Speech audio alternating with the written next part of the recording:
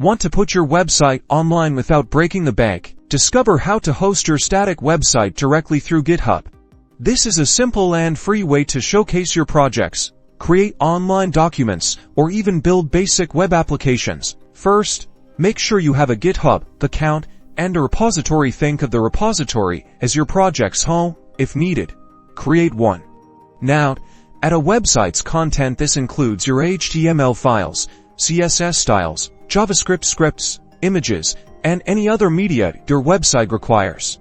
Next, be sure your website's main HTML file is named Index, and GitHub pages will automatically look for that file as the starting point of your website. Keep all your website files organized within your repository. Now, head to your repository settings. Scroll down the settings menu until you come to the pages section. This is where things get interesting. In the GitHub pages section, find the source option. This is where you'll select where GitHub should locate your website files for hosting. Choose main or master branches. It depends which you are employing for hosting. Click to save it. After saving, GitHub will do its magic. It will take a few minutes, but it will prepare and publish your website. Once ready, GitHub will offer you a link, your website's unique URL.